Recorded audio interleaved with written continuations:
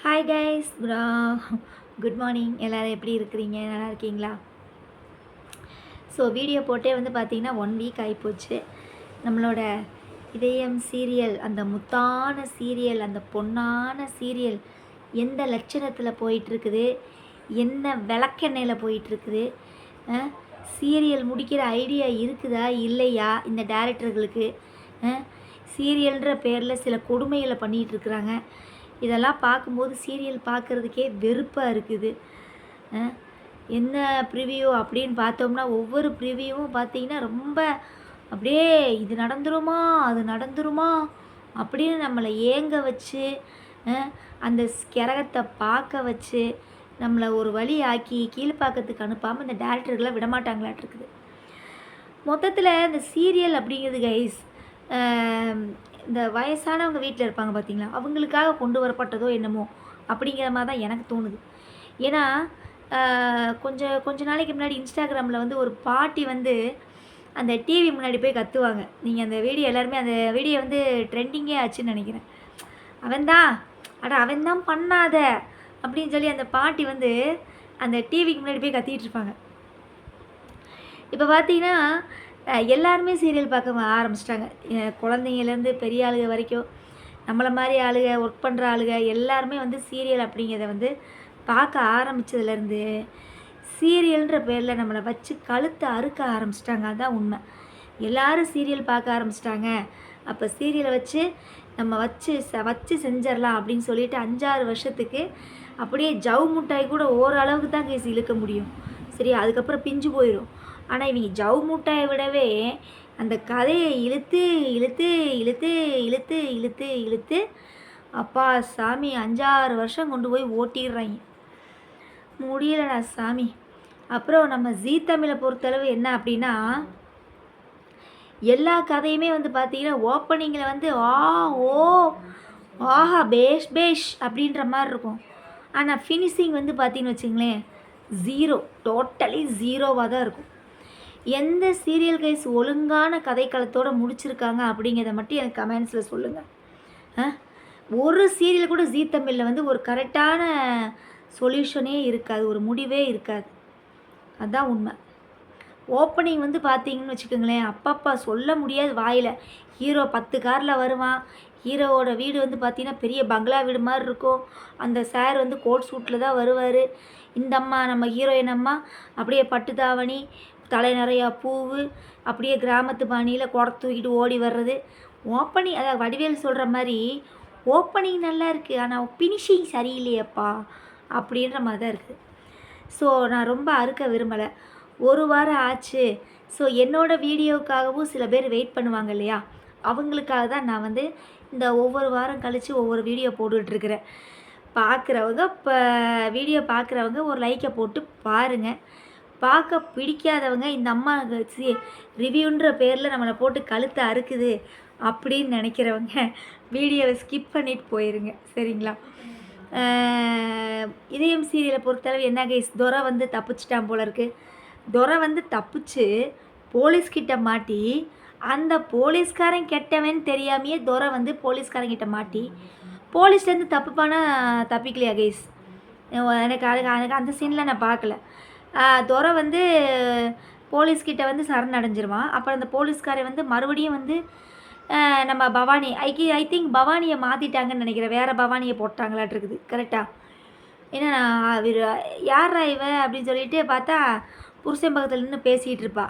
அதை வச்சு தான் நான் சொன்னேன், அப்போ பவானியை மாற்றிட்டாங்க, ஆளை மாற்றிட்டாங்க. சீரியல் முடியும் போதுமா கூடடா ஆளுகளை மாற்றுவீங்க நீங்கள்? அப்பா சாமி முடியல. அப்புறம் பவானிக்கு கூப்பிட்டு விட்ட உடனே அந்த அம்மா எடுத்த உடனே 2 கோடி ரூபா அக்கௌண்ட்டுக்கு வந்துருமாமா. ஏன்னா இவங்களுக்குலாம் பணம் என்ன மரத்தில் காய்க்குதா? ஆனால் கூட 2 கோடிங்கிறது, 1 கோடிங்கிறது, 5 லட்சம், 10 லட்சம், 50 லட்சங்கிறது, சீரியல் நடிக்கிறவங்களுக்கு மட்டும் அமௌண்ட்டு மரத்தில் காய்க்க மாட்டிருக்குது. எடுப்புலேயே போலீஸ்காரனுக்கு கூப்பிட்டு உனக்கு 2 கோடி ரூபா அக்கௌண்ட்டில் வந்துடும் அப்படின்னு. 2 கோடி ரூபா வச்சுருக்க மூஞ்சிகளை பாருங்களேன். அட சாமி, டே ரீல் சுற்றினாலும் சுற்ற வேண்டாம், அதுக்காக இப்படி காதில் வந்து ஒரு வாழைப்பூவே தூக்கி சுற்றுற மாதிரி போய் பேசுகிறீங்களேடா. ₹2 கோடி மூஞ்சி அது. அவன் புருஷனும் பொண்டாட்டியும் பாருங்கள், பவானியும் அவன் புருஷனையும் பாருங்கள், ₹2 கோடி வச்சுருக்க மூஞ்சி மாதிரியா இருக்குது. அப்பா சாமி, என்னமோ அவ காசை தூக்கி அள்ளி கொடுக்குற மாதிரில பேசிக்கிட்டு இருக்கிறா. அம்புட்டு ஆதியோட அமௌண்ட்டு. அதை ஓசி காசை கொடுக்கறதுல அந்த அம்மாவுக்கு அவ்வளோ ஒரு சந்தோஷம். அப்புறம் யாரோ முகமூடி போட்டெல்லாம் வந்து ஹெல்ப் பண்ணிகிட்ருக்குறாங்க, பாரதிக்கு வந்து ஹெல்ப் பண்ணிகிட்ருக்குறாங்க. யாராக இருக்கும்னு நீங்கள் நினைக்கிறீங்க?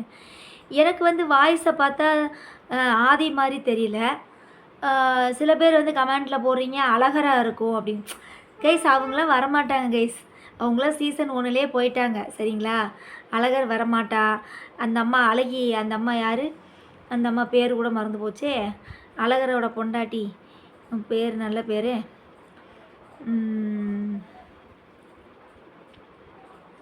பேர் தெரியல. அந்த அம்மாவும் வரப்போகிறது கிடையாது சரியா. அப்புறம் இந்த பாட்டி கூடயே ஒரு அம்மா நடிச்சிட்டு இருந்துச்சு. அந்த அம்மா பிள்ளைய போய் பார்க்க போகிறேன்னு போச்சு, ஆளையே காணோம். அதுக்கப்புறம் சாரதா வந்து உயிரோடு இருக்கிற மாதிரின்னு சில பேர் கமெண்ட்ஸில் போடுறீங்க. சாரதா அம்மா வந்து உயிரோடு தான் இருக்குது அப்படின்னு. அப்போ இவன் யார் அஸ்தியை கொண்டு போய் காசியில் கரைச்சிட்டு வந்தான் ஆதி? நோட் திஸ் பாயிண்ட் சரிங்களா. அதுக்கப்புறம் வந்து பாரதிக்கு ஹெல்ப் பண்ணுற அந்த மர்ம நபர் யார் அப்படிங்கிறது தெரியல. அதுக்கப்புறம் பவானி கடத்தி வச்சுருக்கிற லேடி வந்து சாரதாவா யார் அப்படிங்கிறது தெரியல. அதுக்கப்புறம் துரை வந்து இப்போ இன்றைக்கி ப்ரிவ்யூ பார்த்தேன், இப்போ தான் ப்ரிவ்யூ பார்த்தேன். துரையை வந்து மறுபடியும் துரத்திட்டு வர்றாங்க. அப்போ வந்து பாரதி வந்து பார்த்துட்றாப்புல. பார்த்துட்டு துரை வந்து நடுவில் ஒரு செவுறு மட்டும்தான் இருக்குது. துரை இங்கிட்டு இருக்கான், பாரதி அங்கிட்டு நிற்கிறாப்புல. அப்போ இதான் ப்ரிவ்யூ வந்துட்டுருக்குது. உடனே இவன் என்ன சொல்கிறான், துரை நம்ம இந்த சைடில் வந்து யாரோ நிற்கிறாங்க, நம்ம விடுற மூச்சு காற்று கூட அவங்களுக்கு கேட்டுறக்கூடாதுன்னு சொல்லி அமைதியாக நிற்கிறாப்புல. அங்கிட்டு பாரதி என்ன நினைக்கிறான், துரை வந்து பவானி கையில் மாட்டிடக்கூடாது, துரையை வந்து எப்படியாவது காப்பாற்றி ஆகணும் அப்படின்னு சொல்லி அவன் நினச்சிட்டு இந்த ப்ரிவ்யூ தான் இன்றைக்கி போட்டிருந்தாங்க. அதுக்கப்புறம் கல்யாண மண்டபத்தில் வச்சு நிறைய குளறுபடிகள் நடக்க மாட்டிருக்கு. நம்ம அதெல்லாம் பேசணும்னு வச்சுக்கோங்களேன், ரொம்ப வள கொலான்னு ஏற்கனவே இப்போயே வீடியோ வந்து ரொம்ப லென்த்தாக போயிடுச்சு. ஸோ அதுக்கப்புறம் நம்ம கண்ணாடி பாட்டிக்கு, அதாவது மீனாவோட அம்மாவுக்கு வந்து ஏதோ கல்யாண ஃபோட்டோ கிடைக்க மாட்டிருக்குது. யாரோட கல்யாண ஃபோட்டோ? பாரதி ஆதியோட கல்யாண ஃபோட்டோ கிடைக்கிது.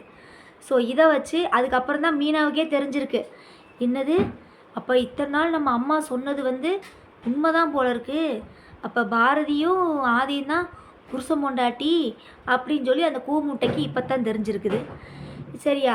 இதை வச்சு கல்யாணத்தை நிப்பாட்டலாம் அப்படின்னு சொல்லிட்டு 2 பேரும் ஆட்டோவை பிடிச்சி மண்டபத்துக்கு போகிறாங்க. பாரதி இங்கிட்டு வண்டியில் போகிறாப்புல, இங்கிட்டு இவங்க 2 பேரும் மண்டபத்துக்கு வர்றாங்க.